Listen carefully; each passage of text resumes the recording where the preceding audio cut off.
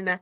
Hello and welcome to Wands and Fronds, the weekly podcast where we cover magic, herbalism, and more. I'm Shannon. And I'm Nick.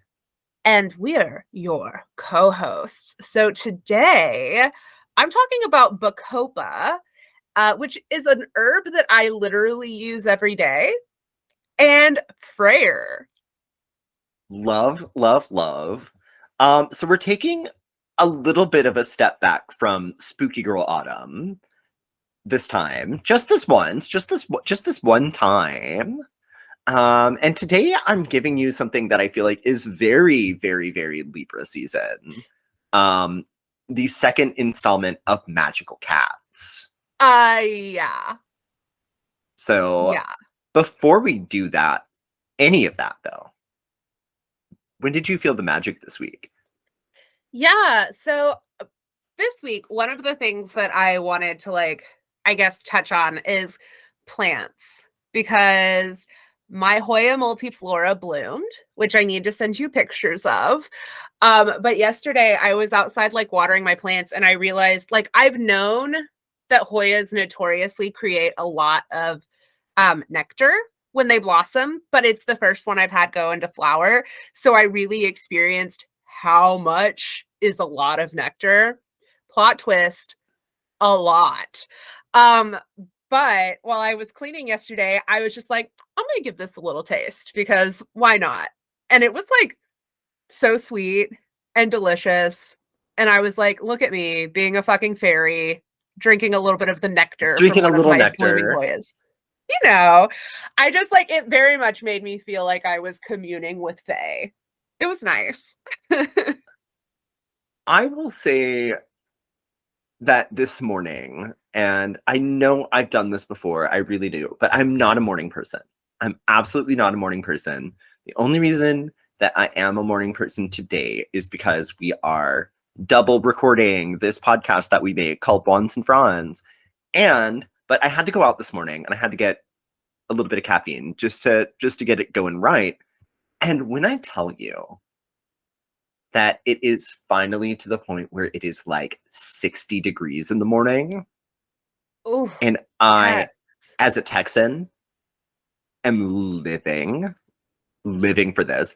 And actually, also, it's gonna be a bit of a combo because I'm also planning sort of my post equinox camping trip. So truly the first camping trip of fall, which is very exciting. We're going out to the Piney Woods, which is why we're recording 2 episodes today. But I've got all my little stuff and I kind of know what food I'm going to be bringing. And as I believe I said 2 episodes ago, I'm definitely going to be making a little pine needle balsam while I'm out there because we are going to the Lost Pines in Bastrop. It's gonna be so much fun. And I'm going to try to get you a pine cone. Oh, While I I'm mean, out you there. better. I'm hoping that the trees are dropping pine cones because there is a bit of a window, and you're gonna love this because the squirrels like the pine cones too, and they just tear them up. Fucking squirrels. Fucking squirrels. So it's it is, it's kind of like seashell hunting. It's yeah. I will forgive you if it's not possible. Am I gonna get good pine cones? Am I not gonna get good pine cones? Find out in the next exciting installment. Well, I'm really excited about this episode too because it's been a minute since we covered something that I use seriously on the daily.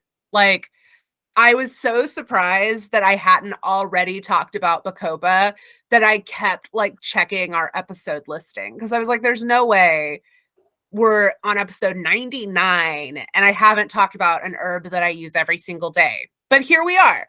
I use a Bacopa tincture and my morning coffee or tea beverage, and it's super, super good for you. But we'll get into that in a minute.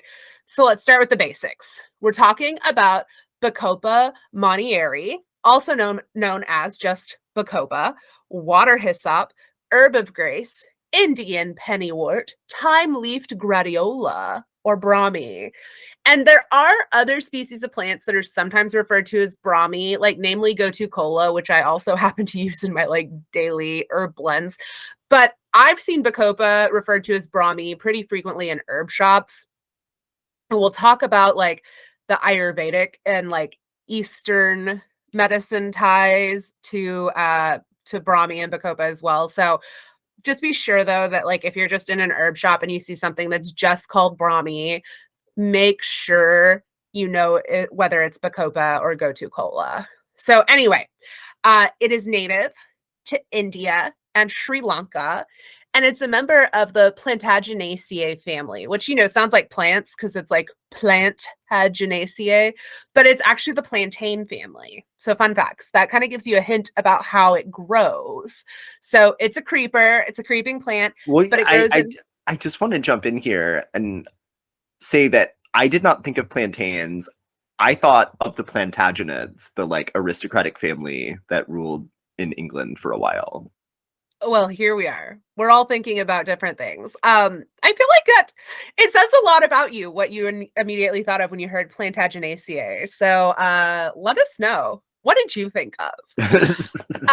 So like most creepers, it roots super easily at the nodes, but this is a plant that grows in marshy, wet areas, like other plantains. And it has these like really small, fleshy leaves. They're almost like succulent leaves. And they're kind of like oblong. And it has like small flowers that have 4 or 5 petals. They're like white or really pale purple. And then it produces like a fuck ton of tiny little seeds.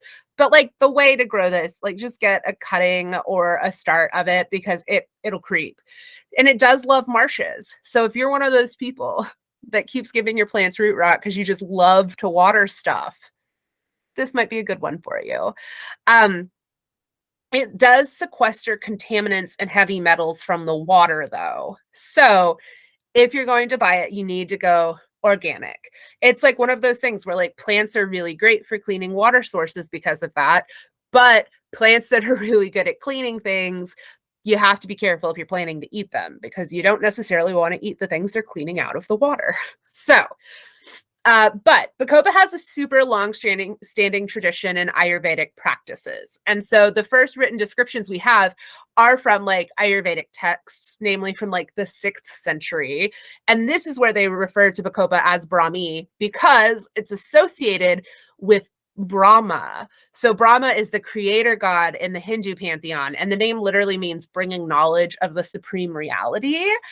And it's like, how cool is that? Right? I just love that name. So if you want to grow it, it's really easy to grow. Like, again, if you like watering plants, this is the one to go for. It likes wet and warm. So you can either like grow it in a shady place and keep the soil super more moist, or if you have a water feature, if you're one of those people who has a koi pond, you could grow this around like the edges of your water feature. But be careful because it can become invasive if it gets out. So just like be wary. But you can harvest the aerial parts regardless of whether or not it's flowering. But it's like super, super, super, super, super bitter. I cannot like stress enough. If you're wanting to use it, like you're going to need to make a tincture or a capsules because like as an herbalist, I think all herbalists are like, oh, everyone says that's so bitter, but it's fine. I can drink it, whatever. I drink funky plant stuff. I literally could not finish the tea that I made with this plant, which is why I made it into a tincture. There are only like a handful of plants that I will only use in tincture form. Like this and motherwort are way up there. But on that note, like, let's talk about medicinal uses. I'm not going to spend a lot of time talking about how to grow it. It likes it to be wet and it likes to crawl around on the ground. Like, you can grow it or you can't. But I already kind of mentioned like with the name with Bacopa and Brahmi, like it comes like from the name for Brahma and the Hindu pantheon. So let's like talk about some medicinal uses, right? Because this is a big deal in Ayurveda. Disclaimer. I'm not a doctor. Nick's not a doctor. This podcast is not intended to treat or diagnose anything. Please always talk to your doctor before starting an herbal regimen. So this plant, it's a hell of a brain tonic. So in Ayurveda, it's classified as a Medhya Rasayana. So Rasayana is what they refer to restorative substances as. So Rasayanas help support like rejuvenation, longevity. They have that like tonic quality about them. And medhya refers to a plant that's used to promote things like memory, intellect, good mental health. And so that's where this one shines, right? So it's a nervine tonic that both energizes your nervous system, but also your heart. So it helps improve mental performance. Like some of the speculations around how it works is actually by increasing blood flow to your cerebral cortex. So it does have like that tonic effect though, right? So like it builds up over time. And that lends it like some adaptogenic and also antidepressant properties. So it's really like, this is a plant that is so good for your mind. There's also been some like research that early on it has so far indicated that bacopa might also be neuroprotective, which is like a huge deal, right? So that can help support your mental function, and kind of like stave off some of that mental decline that we see as we age. So And kind of filling the niche of, and I know I've mentioned this before, but like, you know how everyone was obsessed with like ginkgo in the 90s. yes, it's just like, except for this is one that Ayurveda has been using forever, Forever. Yeah. which is great. So I do love that. And the most benefits, like with a lot of tonics, right? The biggest benefits you're gonna see if you use it for a long time, which again is why I use it every day. But there have been some like early studies that are showing, like, it's really preliminary evidence that shows that short-term use could also have benefits. But the other thing, and Nick, I had to put this in there for you, is there was a study that showed that bacopa extract could be helpful for people with ADHD. And it can help without those other like really shitty side effects you can get from other ADHD meds. So they did it in children, but there's no reason it Oh, wouldn't. yeah, because I mean, it's not like it really goes away. And I think anyone who's ever talked to me for longer than like 2 or 3 minutes knows that I am absolutely still the ADHD kid at heart. But yeah, I just was like really thinking about you with bacopa too, because like I take it every day, but I was like, knowing about your familial history, thinking about that neuroprotectivity of like your Mm-hmm. mental like faculties, also for ADHD, also anti-anxiety and antidepressant as we're moving into your like seasonal depression season. Oh, yeah. Like, No, I recently saw that almost a year ago, or a little more than a year ago now, but I did this tweet, speaking of seasonal depression, and whatever, I'll plug my Twitter on here. But I did this funny tweet that was absolutely 100% true, that I had that I had a magic mushroom for dinner with the melt ice from my glass of chilled rosé. And I'm like, that is my gay boy seasonal depression. I'm like not eating, I'm like doing drugs. I'm just really upset that it's dark all the time. And yeah, it's coming. It's yeah. coming. It's So coming. bacopa, So I'm like, bacopa. I will actually say the other herb that I decided to take because you did a segment on the podcast about it has actually been very, very good for my anxiety. So maybe that will be a positive change for yeah. Are you this. talking about ashwagandha? The ashwagandha. Yeah, yeah, yeah. Because Yeah, I too take ashwagandha every day.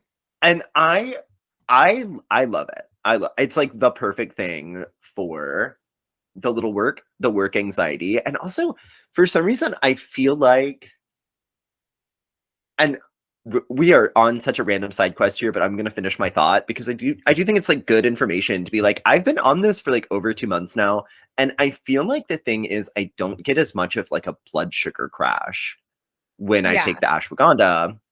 And I don't know if that's because it forces me to eat something for lunch instead of going to work and stuff on an empty stomach, or if it's like the actual ashwagandha itself. But like, not having like a blood sugar crash and like eating is actually so important for your mental health. So It is.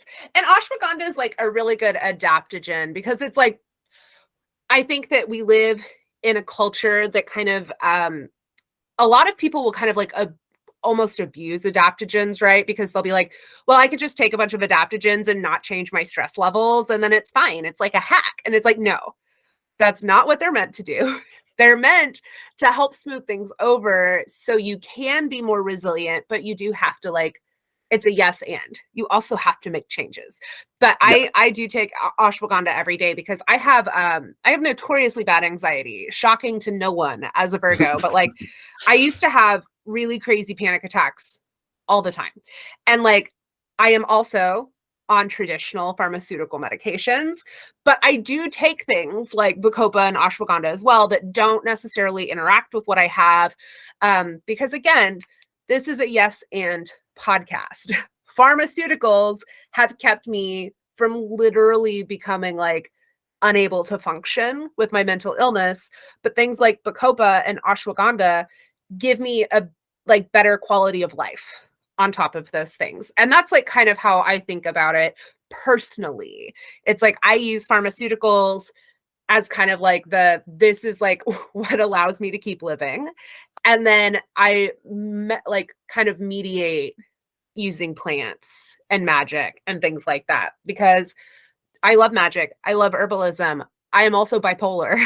And those are things that are very tricky. So it's like science and magic. Anyway, Bacopa though. So I also like that there's like some more studies going into it because it does do the things like increasing like brain flow and it helps a lot with like your the way that your neurons fire. They've done some early clinical trials that are like ongoing that are kind of pointing to the fact that it could also be anticonvulsive, which is really helpful because anyone who has to take anticonvulsant medications also knows there can be some really rough side effects of anticonvulsant meds, like namely things like intense brain fog and fatigue that can make it really hard to like function. And Bacopa doesn't really have those side effects. Like Bacopa can make some people a little tired. My theory is that the people that get a little tired with it are the same people like Nick who take ADHD meds and it actually like chills them out. Like people that have those overactive brains when it kind of like So slows down it's to a like if normal you're pace. used to the engine firing on like all like 12 cylinders or whatever, it's like, you know, when it's at like a norm, it's like where it needs to be. Because actually that's the thing. It is so tiring to think as many thoughts as people with ADHD do. Yeah. And So Bacopa. Um, Bacopa. it's also like it and sometimes they'll use it like it has other uses as well. I'm really focusing on like the mental health and mental wellness because I do think that especially in the US, like rapid mental decline is such a problem that we have with older adults here. And that's the result of a lot of stuff, like including like diet, lifestyle stuff, not blaming people for it. This is a cultural problem we've created where people have to like work at desks until they're fucking 80. But things like Bacopa, I think, can help balance out some of the things that are like outside of our control, right? But the other things that it's used for is it it's like it has to do with the way it interacts with your calcium channels, but it can help with IBS-C. So if you have like some like periodic constipation, it can have like those like gentle laxative properties, but they're not so intense that someone with like IBS-D can't take it. It's like it's a really gentle, moistening, kind of moving bitter. I would say that if you want to take Bacopa, it is very cooling. So if you're someone that tends to run cold, you should balance it out with some warming herbs. Like I think this would be a good one for someone like you, Nick, who I think in the winter you run a little cold. You do get hot in the summer, but I feel like you tend to run a little cool in the winter, that like seasonal depression, things feel sluggish. I think like a Bacopa with a ginger would be like a good way to Ooh. balance that out. So like a ginger tea with some Bacopa tincture in it, I think would be really helpful for you. And you know, I do get into ginger in the wintertime. Yeah, and it makes sense. It's like because it's warming, it's a little energizing, and I know that you're someone who's like really affected by that like seasonal shift, which is like lots of people are. No like Well, judgment. it's and also it's like daylight savings or like whatever does not help at all. It's like I No. dread it. I dread it every year. Yeah.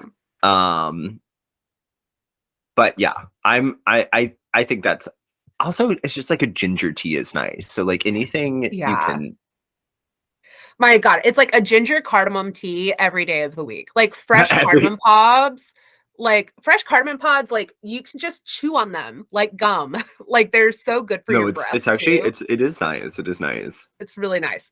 So let's like talk about magic though. Like it has these cute little flowers. We know that you can harvest it, like the leaves, whether or not it's in flower. But I think this is a good choice for a flower essence. So when we think about things that are like tonic, have long term like balancing of the body, I think number one, this is an excellent choice for Libra season when we're thinking about balance. Because when does Libra season begin? Fall equinox, right? So Libra is like the scales. I think that Bacopa is good for this season. But the flower essences are supposed to help like with like the joie de vivre is the way I've seen it described, right? Like how to get you into like that sense of like a joy for life, being excited to go, a perfect addition. Like a Bacopa flower essence is a great addition to like an energizing bath in the winter time. And it does have like really strong ties to the brain, also to creation. When we're thinking about that like supreme knowledge tie in to Brahma, I think that it makes sense to use this for things like astral projection, tapping into the collective conscience, doing that type of like meditation work. I think that Bacopa is a good choice here. You can add it to teas. You could use the Well, flower what essences. and it's like when I'm hearing that, I'm just like this would be so good for someone that's into like art or any kind of like creativity. Yeah, yeah, like drink some Bacopa tea, get into that creative space. Like I love that. For me, I was of course my fucking Pisces moon is like put it in a bath and like meditate and do your like channeling in the bath with it. Because it is that like kind of like tapping you into like source energy, which I think is really beautiful. And because it does help balance the body, I think it's also good for magic related to like finding balance, right? So in a very personal sense, if you're someone who started a new job and suddenly you're in the office 5 days a week and you're trying to manage to find like balance again, it's like this is a great ally for that type of work. And again, balance, Libra season. I love the idea of like a very like the Libra new moon is like tonight or tomorrow, which I love when the new moon happens so close to the beginning of the season. Something about that feels so like delicious. I love the idea. I feel like that's the way it's supposed to be lined up, and just because Yeah. it's like the sort of like Gregorian calendar has like no quote unquote religious significance, like with the astrology of it, it's like been allowed to just drift those couple of days in each Yeah. direction. But it's like truly, it's like this is one of those years where it's like, yeah, the moon should line up with the month. Like months come from moons. Like Well, let's yeah. And like we know tomorrow's Rosh Hashanah, so it's like the Jewish New Year, which is based on the lunar calendar. Happy late Rosh Hashanah because this is going to come out way after this that. is gonna come Also, out, yeah. blessed late Yom Kippur, which is on August or on October 5th. So I think this will come out right after Yom Kippur. Blessed Yom Kippur, happy Rosh Hashanah to all of our Jew witches out there. But anyway, I think that like using Bacopa tincture in like magical tea rituals is probably the best way to use it. And then like you can thank me for becoming an elephant and never forgetting. You're welcome in advance. Seriously, like obviously talk to your doctor, but this is one that I'm like, I really, really recommend that you talk to your doctor and try it if it's a good fit for you, just because like all of us could use a little bit of help in the brain department. So my sources today were primarily Grow Your Own Herbal Remedies by Maria Noel Groves and the Herbarium. And also, again, I drink it every day. So that's one of my other primary sources. Me. Me. Okay. So, second part of the cats installment. And I thought a kind of fun way to just like dip our toes into this would just be to do like a little check-in from the Wands and Franz cats. So, how are your cats doing? Oh my God. Hex is like, he's 2 now. Hex turned 2 last week. He's a grown ass man. He has also kind of come into his own personality a lot more, which I feel like happens around 2 for cats. And what a fucking silly weirdo he has become. And it makes me so happy. Like, he's so playful and still so affectionate. And I've just really loved the kind of like cat that he's grown into. I've had like a bit of a proud mommy moment because I'm like, I just scoop him up and squeeze him and love him. And he is just a perfect little gem. He fucks shit up all the time and in a way that I think is just so beautiful. I love that little monster. And Samson's just old and crotchety. He bit me on the calf the other morning because I didn't feed him fast enough. So, Oh my that's like, gosh. that's having like a 14, 15-year-old cat is like, I am just trying my best to like be patient with him because he's so sweet, but he has just gotten so crotchety. And it's like, No, and the same thing. I mean, it's like seen it happen before. It's yeah, and it's it's like that's a long life for them. So it's a really long life for them. And I remind myself, like, I think anyone with senior pets can relate to this. Like, sometimes you get annoyed because, like, we're people, we have things to do. But when I get mad and like get frustrated with him, I just remind myself that, like, I might not have him a year from now. So I'm like, I'm just gonna like enjoy it even when he's being an asshole because unfortunately, sooner rather than later, I probably won't have the option to enjoy that. So I'm trying to just like lean into him being a crotchety old man. And it is pretty funny. Like, he's a bastard. He's still a sweetheart, but he does get in these moods where he's just like real bitchy well, and you no, just have to laugh. and it's like I saw a little bit of that when I was there, where it's like at night. It was so funny because he would want to be cuddling with me as like in the guest slash cat room. It makes sense. It makes sense. And I have Yeah. cats of my own. So like I am not mad about having a little kitty companion to sleep with. But my God, but it's like if you like rolled over the wrong way and like disturbed him, he would do like a little Yeah. He's so grumpy. and it's like, okay, like you do need to chill I'm the human here. because I'm the person here. And what I will say with that too is, it's like Oliver is like, I don't know, like 12, 13, has all of his teeth out. And what I'm not quite in that boat with his like behavior because he does still seem to just be like permanently rolling kitty. He is a sweetie. But no, I do think I finally like settled on a food that's going to be working for him because he does really like it. He like is very like vigorously eating again, which Oh, good. and it's just like nice to see him acting more normal. Although someone pissed in my laundry hamper. I feel like it was probably him. Probably. I mean, we had to straight up throw away the rug from the guest room after you left because we found out that like every time we would clean it, Samson would go back and pee. And when we took it up, I had to like scrub the wood floors under. These fun thing about old cats, people, they just decide to start pissing wherever they want. At a certain point, apparently, everyone I know with old cats has had that experience. So we no longer have a rug in the guest room anymore, which has helped because he won't pee on the wood floor. But he was like literally just every time we would clean it, he would immediately go pee on it again.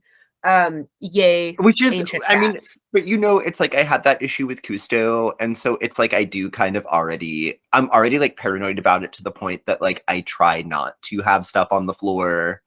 And like my closet is a mess because it's like anything that could be peed on, it eventually ends up in the closet. Yeah, and it's like, we also, like, we don't have bath mats for that reason, we don't have little we don't have little rugs, but until pretty recently, giant area rugs had been safe, but that is Right, not the case right. anymore. But no, So, Faye, speaking of 2-year-olds, Faye turns 2 on Saturday, which I will be on my camping trip, but she is a cat, and I do not think that she is going to mind very much if she gets her birthday tuna a little late this I year. don't I don't think she'll notice. I don't think she'll notice. No, well, I mean, and it's like, that does mean I have to have like tuna mac for dinner one night because obviously I'm not going to give them a whole can of people tuna, but it's like, it's your birthday. Here is one big bite of people tuna. And yeah, you know what? Sue me. All right. They love It's it. their birthday. Once a year, it's not gonna hurt them. I mean, It's do you remember someone gave Ivan who was it? Someone gave Ivan tuna one time when we lived together, and then after that, we couldn't fucking open a can in that house because he would hear the can opening noise and freak the fuck out thinking he was about to get tuna. also, I mean, because of our age, we did eat an abominable amount of canned tuna at that time. Yeah, we Because were I'm young and sorry. poor. I'm sorry. One of the best cheap dinners is just like box mac and cheese with tuna Yeah, because it fills you up. because it fills you up and it tastes like tuna. Let's move on. Because, oh, actually, I do just want to say I've always identified as a cat. Yeah. A little bit. I feel like I have a cat-ish personality. I will also say that like I have this pet theory that Portuguese is a language that sounds like a language that was made up by cats. And the other day, someone was Oh, because that's to me, like I cannot explain it. Spanish does not sound like a language that was made up by cats. French sometimes does. I think it's all the j yeah. noises. Portuguese has a lot of j noises, and French has a lot of j noises. Um, and something about that is like if a cat could talk, I feel like they would use a lot of j noises. And for some reason, but for some reason, okay, and I feel like theory partially confirmed because, as you know, Faye and Oliver both follow me out onto the patio a lot. And the other night, Faye was outside. I was actually doing some of the research for this segment, and I heard someone having a very loud conversation in what I immediately recognize as Portuguese. Now, why do I recognize Portuguese so instantaneously? It's because, like, a lot of the music I listen to is actually Portuguese language music. I don't speak Portuguese. I don't know what they're saying, but I just recognize the cadences of it because I love bossa nova music so much. So, all of that to say, Faye was like freaking out hearing this guy speak Portuguese, and it was like It's it like, oh, triggered. she knows. She It's like it knows. triggered something, and I feel like she understood exactly what he was saying because You're like, can you translate for me, Faye, please? cats speak Portuguese.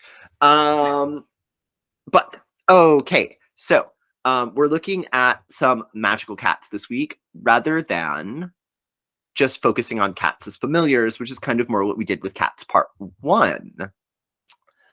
Some of this is just going to be fun cat facts and folklore that don't necessarily have to do with magic, but have a lot to do with cats.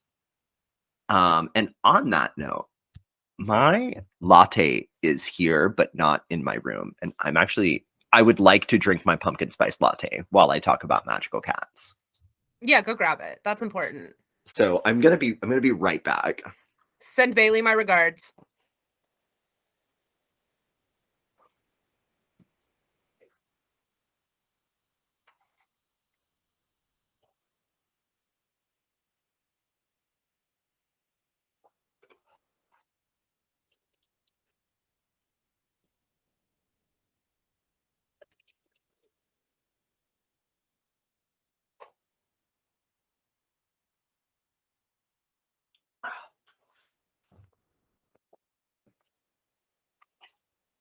Okay, and I don't know if you caught any of the little ASMR of me swirling the pumpkin spice into my drink.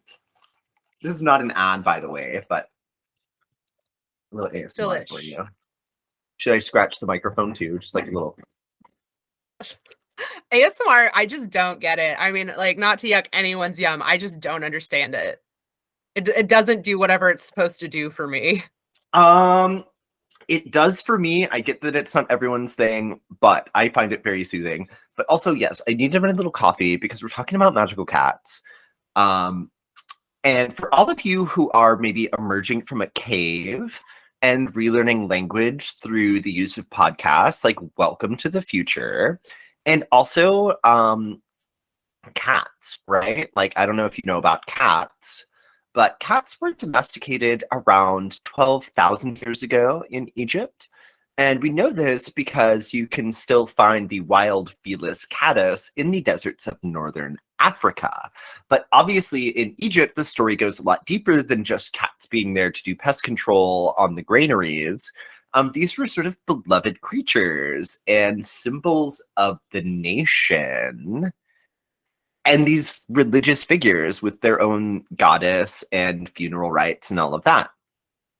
So I figured, like, where else to start in the world of cat folklore and superstition than here? And I think we all know and love Bast, the cat-headed fertility goddess slash protectress of the royal families. But did you know that one of the main religious festivals to Bast was having giant orgies? And That's we, we hot. we love anytime a deity's vibe is giant orgies, but also in ancient Egypt, killing a cat, even accidentally, did carry the death penalty. And this was witnessed firsthand by some visiting Romans. And by all accounts, it was an accident, but rules are rules. Bring it back. And so the Egyptian people, so this is like a sort of like a merchant core kind of a guy. Basically, he's there to do trade. And there's anywho, he's not like a military guy. He's a Roman guy. He's there, right? And he accidentally kills this cat. And the Egyptian people, they literally drag this like Roman merchant out into the street and beat him to death. Uh, because he killed a cat. Um, and then the Romans that were with him were like, "Oh shit! Like, please, like y'all that are gonna come visit, be careful. This is what they do when people accidentally kill a cat in Egypt." And also, I mean, think of like the political implications of like killing a Roman citizen. Like, it could have gone very badly for them, but they literally were that adamant that like, no, if you kill a cat, we're gonna kill you. Eye for an eye. Yeah, A I mean, a life seems for a fair. life. A life for a life. Okay, but the other thing I'm bringing from Egypt is something that I found to like equal parts sweet and kind of funny. But if an Egyptian family's cat died, and again, hopefully of natural causes or else, the whole family would go into a period of official mourning as though like a person in their family had died. So this included a whole burial, mummification, funeral situation. But the funny part is that the whole family would shave their eyebrows as part of the mourning process of the family cat. So we got a Uh, bunch of Matt Smith looking motherfuckers running around. Truly, because I think everyone should just take a moment and savor the image because I think people without eyebrows are objectively funny looking.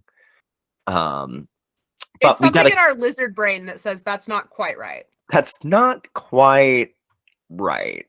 But we do got to keep it moving. So the next fun cat fact comes to us from Greece, where interestingly enough, it was Artemis who was syncretized with Bast and took on cats as a symbol. So the thing with that, though, was that these were mostly wild type cats because Southern Europe was just not that into cats. Full stop. ancient Greeks and Romans actually preferred to use weasels as pest control. And actually, it does make some sense when you factor in how xenophobic most people usually are. Like, every civilization has had its moment of xenophobia. And so I think maybe to the Greeks and Romans, something as Egyptian brand as cats would be seen as like foreign and therefore slightly unsavory. And like the Greeks and Romans did have these like trading relationships with Egypt, whereas like the Celts and the Scandinavians did not.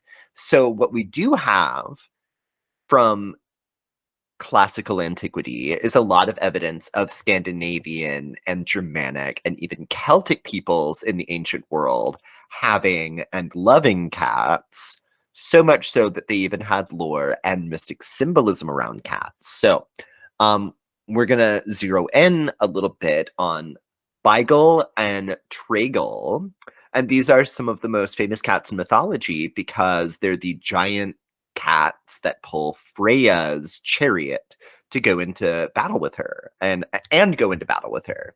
So the story goes, and actually those names were made up by a fiction author. Again, we don't actually get a lot of information from the Poetic and Prose Eddas because we have like a single source about Norse mythology written by a guy in the 11th century who was already Christian. And yeah, but giant gray cats, what they might call blue, like a Russian blue. But I think, I don't like to say blue because it really is. I mean, they're giant cats that pull a chariot, but they're not like blue. Like that's just, they used to call dark sable gray blue. Um, and all of that to say,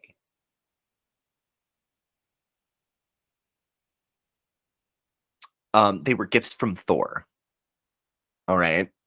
They were gifts from Thor, and they're so large and in charge because they come from the world of the ice giants, where all the creatures are like giant proportions. It's like it's like a whole giant world. It's like the top of the beanstalk in ice giant world. So like the cats are like the size of horses, and like the horses are like the size of houses, and it's everything is scaled up. Everything's scaled up. So these are like they're troll cats.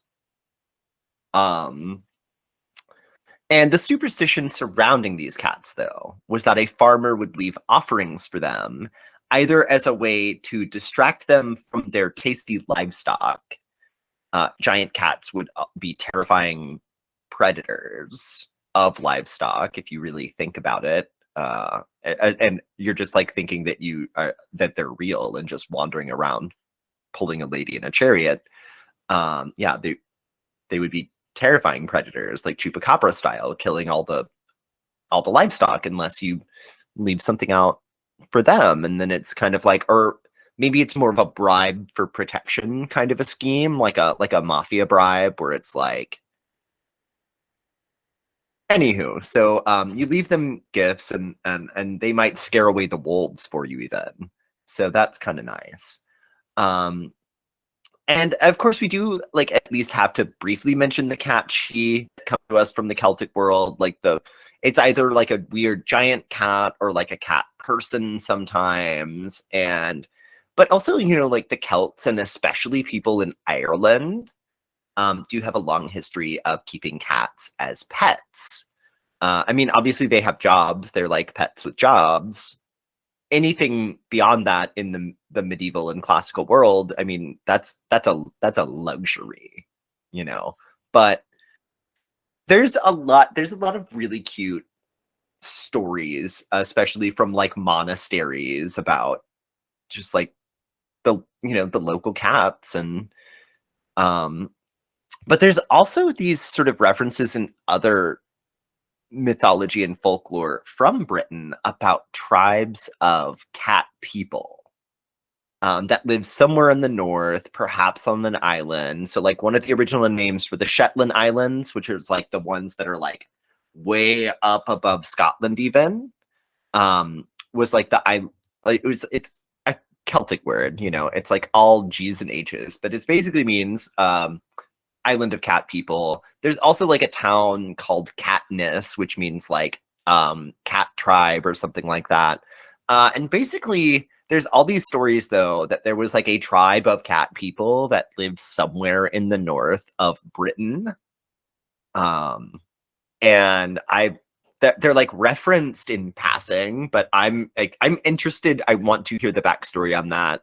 I really tried, and I can't find anything other than that the linguistics of it, and also like mentions in other stories of the cat people that lived up north. So the cat Yeah, people so that if lived up anyone north. if anyone has any leads on resources, hit us up. But also, you know, I do love the incomplete mythology though, because your imagination really runs away with you. And I'm a huge Studio Ghibli guy, so like I'm just imagining like the cat world from The Cat Returns for like the cat people that live up north. Like, you know, like they have houses that are kind of like scaled to their size, and like, you know, little carts and little roads, and little clothes with holes in them for the tails. And um but yeah, The Cat Returns, underrated Studio Ghibli movie, I would say. But I do absolutely have to move on because wanted to talk about some Asian cat lore. But before I do, one last thing from Europe, just because it's bonkers, and it did come up when I was, you know, reading about cat folklore. So there is an Italian folk tale that what on the night that the Virgin Mary gave birth to Jesus, a virgin cat in Bethlehem gave birth to cat Jesus. And that's like the entirety of the story. It doesn't go on to say like sort of what the deal is with cat Jesus, or like are cats Christian because they have cat Jesus? Like, do cats go to heaven because of cat Jesus? Is it like a similar deal as like the whole like Christian, you know, it's like everyone's absolved of their sins if they accept Jesus, whatever, blah blah blah. So do cats get saved All I'm in the saying is cat Jesus supremacy forever. cat Jesus supremacy forever? Also, you definitely do not learn about cat Jesus and Veggie Tales. So, you know, I think the stories of cat Jesus would have held my attention more than Veggie Tales as far as like propaganda tools. Like, 100%. We'd probably be Christians if cat Jesus was a more common thing. right, but no, instead they were like, here's a singing broccoli that's very annoying. Is this working? Is this making you a Christian? Not even a little. not even not even one bit. Um but yes, cat Jesus. Sure. So you guys, werecats. What?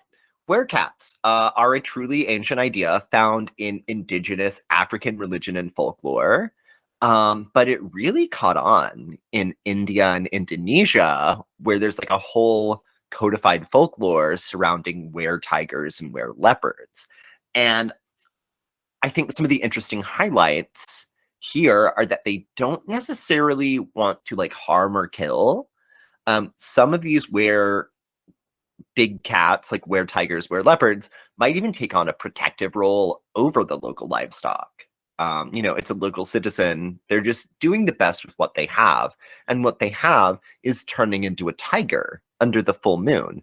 So, um, you know, but also, so this version of like the were curse, I do think is interesting. It spreads through inheritance. So you get it by having a were tiger parent, um, not getting like attacked by by a were tiger. Um, That's a much more polite way to become a were creature. so it's like a family curse, though. So it like You say pass curse, I say I get to turn into a tiger. or a Tomato, tomato. leopard. Or a I leopard, think, you're right. or a leopard, which I mean, I think that's kind of cooler than even like a just normal werewolf. You're So, right. You're right. but were tiger also cool, also pretty cool. Um, But yeah, where cats actually have more of a foothold in really ancient folklore than werewolves have any claim to. Like werewolves are a relatively recent invention. Where cats and like cat spirits taking over sort of human vessels really goes all the way back to like the origins of humanity even. So kind of cool. Kind of cool. And I just really don't think I could talk about sort of like cats and the supernatural without like really looking at Japan, because there's a lot of really cool cat lore in Japan. And so as some of you guys know, I recently traveled to Mexico and LA. We did the live episode. It was great, blah blah blah.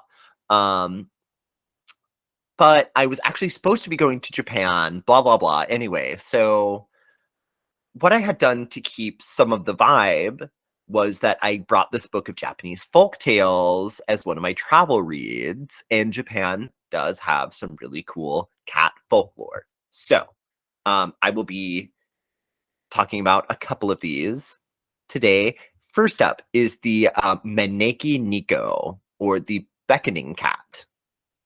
Now, I'll be the first to admit to being a dumb American and thinking that these are cool and aesthetic and not really thinking they have much meaning besides like beckoning luck. And the actual story is pretty involved, and it's not quite that simple. So the story is there was once an old monk who was a caretaker at the Gotokuji temple in Tokyo. And even though he was very poor, he shared a little bit of his food every day with the local street cat. And one day, it came to pass that a samurai was in the area, and this really big, great rainstorm comes. And so the samurai is sheltering under a tree near the temple. And in the doorway of the Gotokuji temple, he sees the street cat doing the strangest thing. There can be no mistake that the cat is beckoning him with his paw. Like, come over here, samurai man. And obviously, if you see a cat beckoning you in such a way with such a human gesture, this sort of like come over here, you know, um, you do it, right? So he crosses the little square, and right as he gets to the temple, a huge bolt of lightning strikes the tree where he was sheltering, and it's like vaporized. And almost certainly he would have been Kentucky Fried if not for the beckoning cat. So it turns out that the samurai was very rich, and he started tithing to the temple for the rest of his life, making the temple very prosperous in the process. And of course, this meant that the cat lived out its final years in luxury and got a proper burial in the temple. And it turns out, of course, that the temple is real and it's still there because Japan does like to keep their old stuff. Um, and it's really just like decked out with like the small sort of decorative versions of the beckoning cat. And some people leave one there for good luck.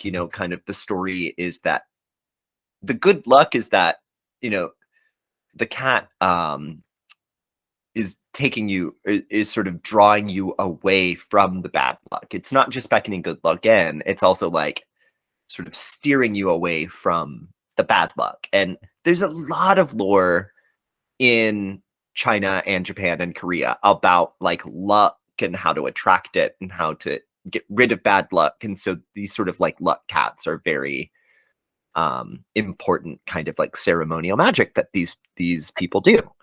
And I have to say, I think there's something like much more benevolent about pulling you away from bad luck, because how many times do wish stories go wrong? Like getting the good stuff often ends up like not being exactly what you thought it was.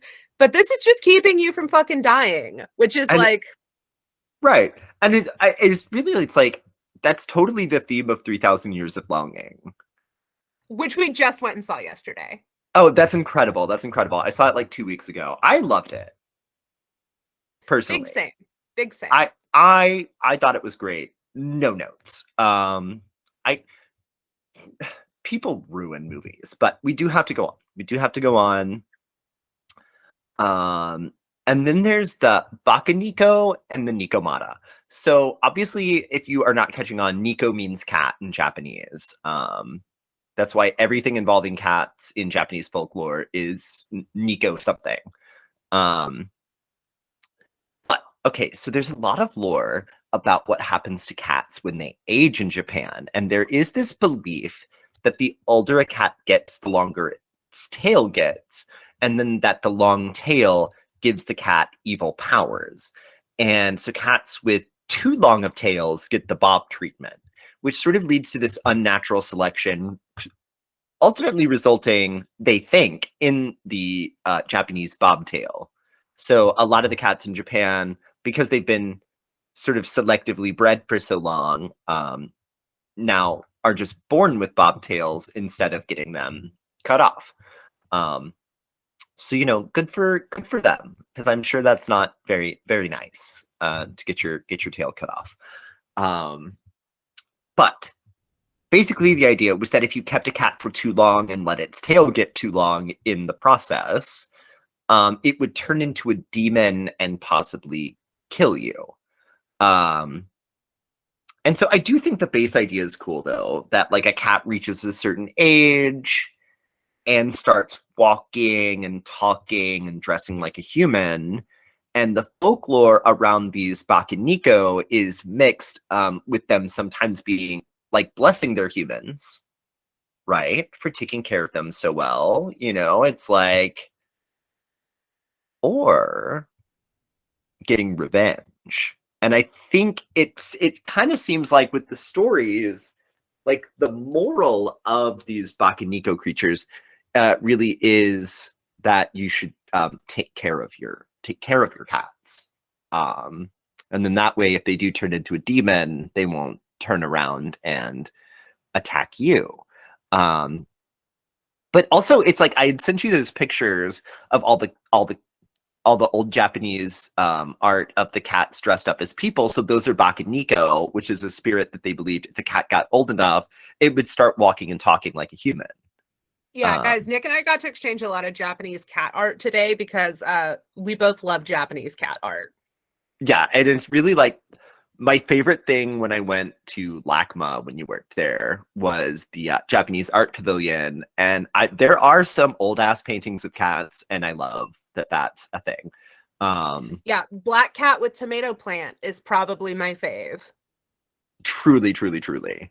Um, so there's also this thing called the Nikomata, which it's I mean this, I hope I'm not coming across as like so culturally insensitive, but it's like a Pokemon. There's like a second evolution. So the Bakaniko is like your cat got really old and now it's kind of like a cat person. But then there's the Nikomata. And this demon cat has become so powerful that it grows a second tail and can start generating fireballs. I mean, this does sound like a Pokemon. It does kind of sound like a Pokemon, but these cats, the Nikomata, are often blamed as the culprit for large fires. And in a country where the traditional building materials are rice paper and like balsa wood, there's a lot of very devastating fires in Japanese history. And so they're sort of attributed, some of them, to these Nikomata. And Nikomata, always evil.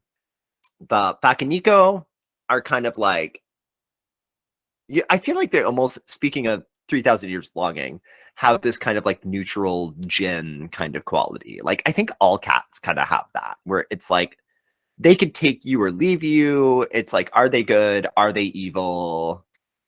Yeah, most of them are a true neutral, I think. It's like it's true neutral. But the Nikomata, it's that second tail, because the tail is where cats keep their evil. And so when a Bakeneko becomes so evil and powerful, it grows a second tail because it's run out of room for all of its evil, and it has to grow a second tail, and it's now it's twice as evil now, twice as much room for evil. It's like opening up a slot, for like a graphics card or something in a computer. It's an evil expansion. It's an evil expansion. That's right. That's right. But that's really all I had for Cats Part 2. I'm sure there will be a Cats Part 3 because the thing is like the more you kind of dive into folklore, especially around witchcraft, it's like cats are going to come up. Yeah, they're kind of a big deal. They're kind of a big deal. So it's like stay tuned for Cats Part 3. Maybe that one will be a musical, like Cats 3.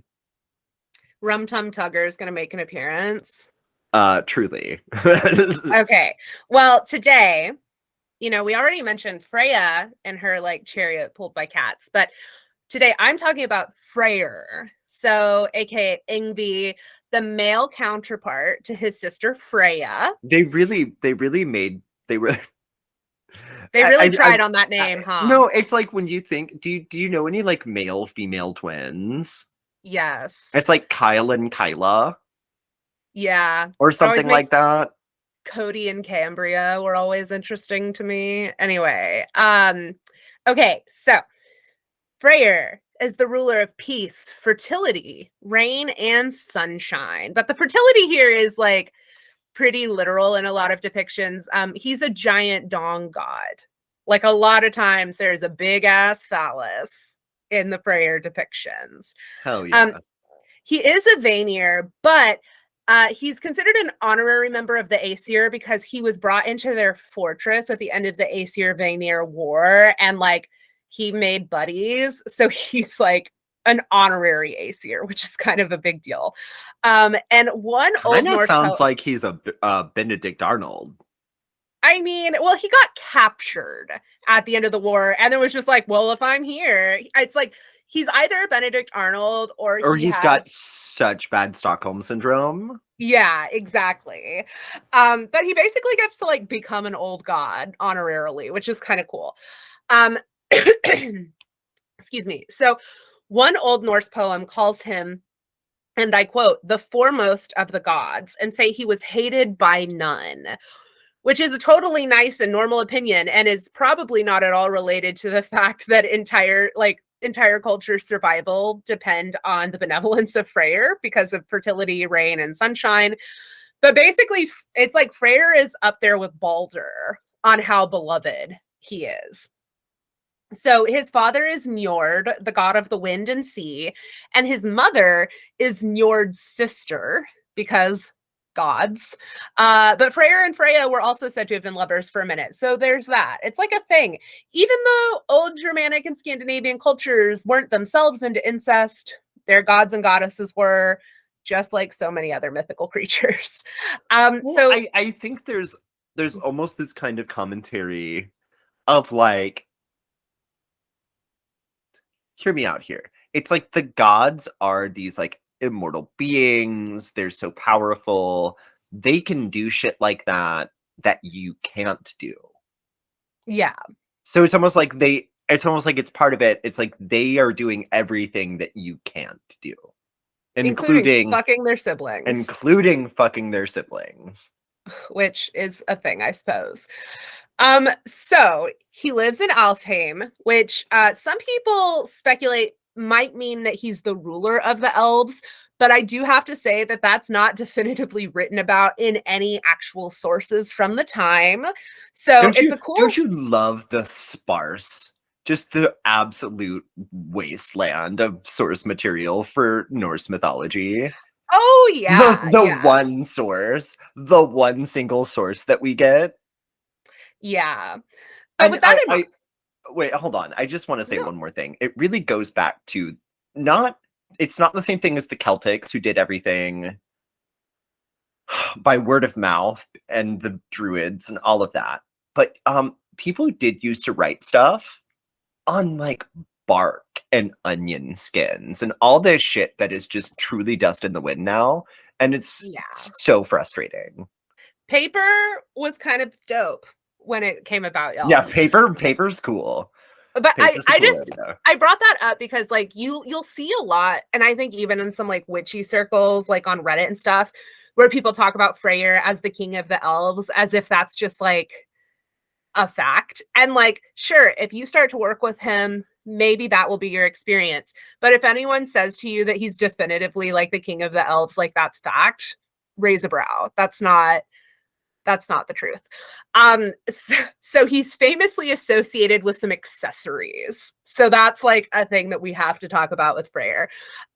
So there's this story where Loki goes around to like the master craftsman dwarves, right? Broker and Sindri are two of them. And he basically creates this like competition for them that ends up with like the creation of Mjolnir and a lot of other like massively powerful things. It's like it's another Loki side quest, but he has this golden mechanical boar that was made by Broker and Sindri. The boar is said to, from the Prosetta, have been able to run through air and water better than any horse, and it could never become so dark with night or gloom of the murky regions that there should not be sufficient life where he went. Such was the glow from its mane and bristles. So basically, he was like an eternal light in the darkness, which is pretty cool. Freyr also commanded a ship. We've been recording for a long time. He commanded a ship forged by those same dwarves that could be folded up and carried in his pocket, which is soups convenient. And his last magical accessory was a sword that could fight on its own. The trouble is he loses the sword, which is why he's captured during Ragnarok. So womp womp. Again, we kind of touched on this already. Like a lot of Norse gods, there's not a lot of info on his origins because we don't have a lot of info on a lot of stuff about the Norse gods, especially the ones that are like quote unquote lesser gods, like not Odin. Um, so the biggest story about him, though, is his marriage, right? So one day, Freyr visits Odin's throne room, and he sits on the high seat of the gods. The throne itself has a name that is a lot of consonants. I'm not going to try. But from this throne, you can see all of the realms of creation. And Freyr sees a woman walking into this like beautiful estate. And when she raised her hands to open the door, brightness gleamed from them, and it like the light went over the sky and sea, and the worlds were, and I quote, illumined of her. So Mm. like, you know, after this, he falls into a depression because he had seen a fair woman, and for his sake, he was so full of grief that he would not live long if he were not able to obtain her. Like, okay, buddy. That's dramatic. Aren't most of the gods. I So, mean, that's like giving like incel energy, truly. Hondo P. Oh, and it gets better because Freyr asks a servant named Skirnir to woo the woman for him. So Skirnir, this servant, agrees as long as Freyr hands over his fancy sword, because turns out Gerder, the woman that he was like totally bowed over by, is a giant. So he has like Skirnir has to go into the land of the giants to woo this woman. So I feel like it's a fair request to ask for that sword. Yeah, it's So like just the magic sword. It's like the other stuff would be cool, but like at least the magic sword. it's like I'd like to not die trying to go like convince this woman to marry you. So Freyr does like hand over the sword, which we know ends poorly. But this story has a happy ending because eventually Gerder, the lovely giantess, agrees to the marriage proposal. There's a lot of back and forth before this happens, including some threats to her, and eventually she agrees, but her like stipulation is that Freyr has to wait 9 days. So again, like 9 comes up a lot in Norse mythology too. So magically, if you want to work with him, like you can obviously think about fertility magic in the vaguest sense, like whatever that means to you. He's also like really associated with ships though, and like travel by water. So like maybe a good guy to buddy up to if you're going on a cruise. Libations are a great offering, other things that represent harvest. Also, like he's good for wealth and prosperity magic. A like big theme that I see though when I like read about like modern witches who work with like the Norse pantheon is that it's harder for a lot of people to connect to gods of the Vanir. So like you might need to put extra work into your rituals if that's something that calls to you. Also, time and time again, you see people recommending to do your rituals to the Vanir outdoors. So that seems to be really important.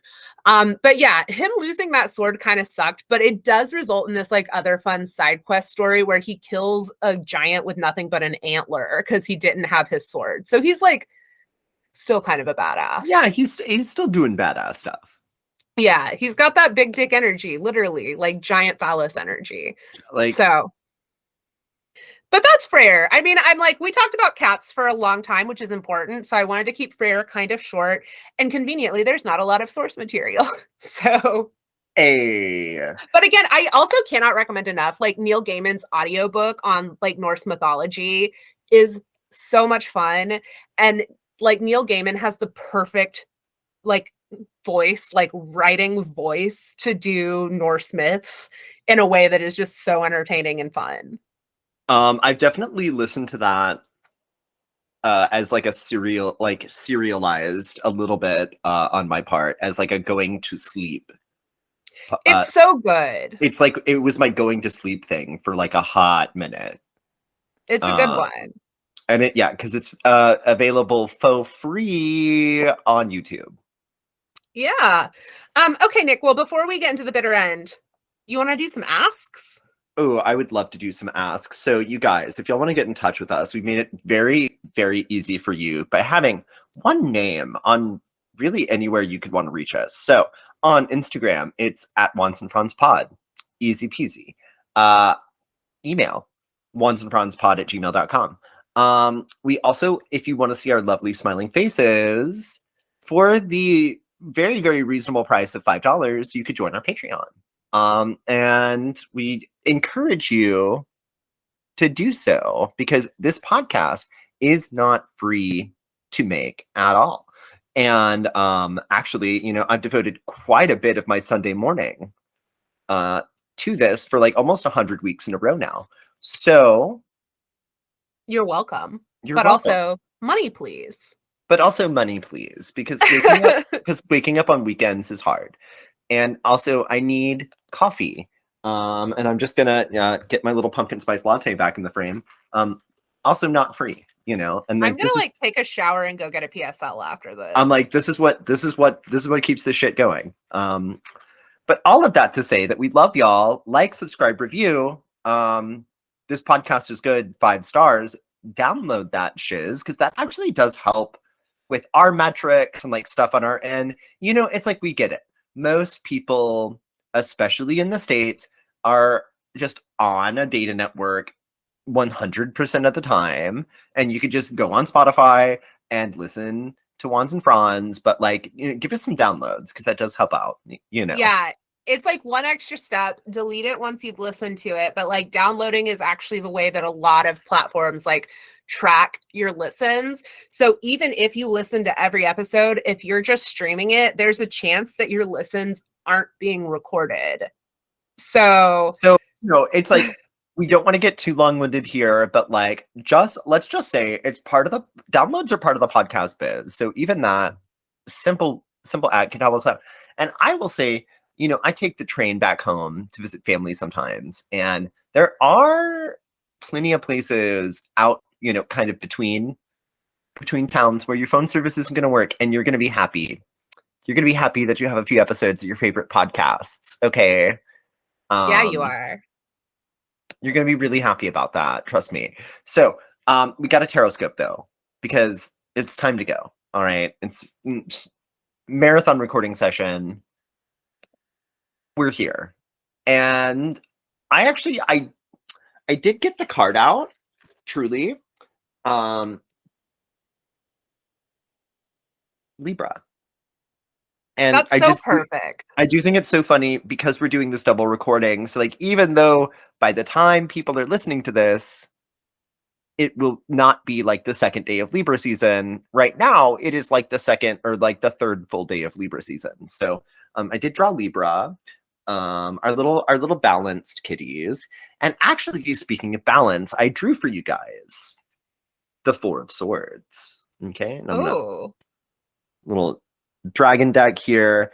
And basically, the idea with this is that you guys need to take a break before piling more onto your plate. I think, sort of metaphorically, the idea here is that you do need to clean your plate before asking for seconds, even if you think you're going to want more of the main dish. You know, it's like you got to finish your veggies and stuff too, and you might realize after that that you're actually full.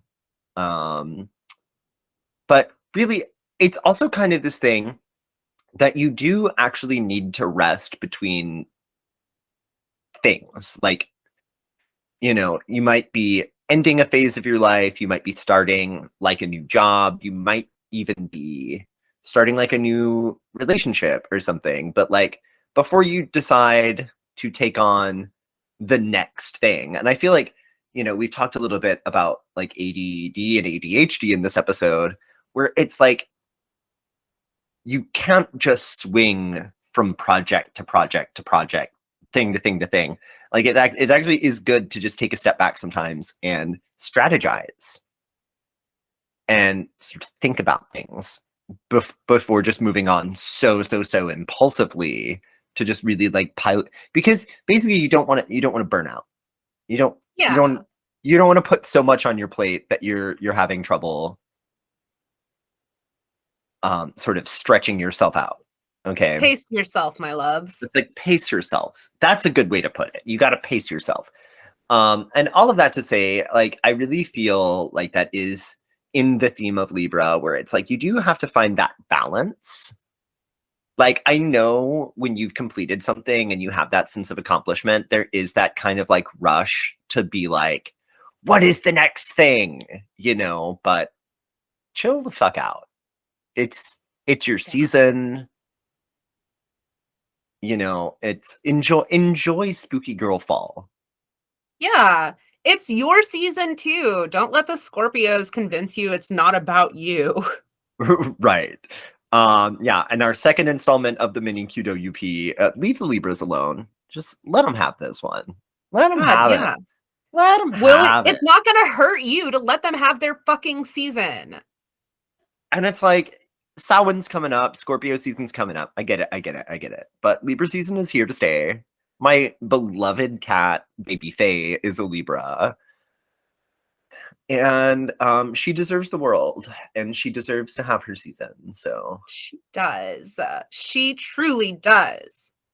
So all of that to say, what do we say to all of the catty bitches out there? To all of those catty bitches. Blessed be you, catty bitches. Blessed be you catty bitches. Goodbye. Bye now.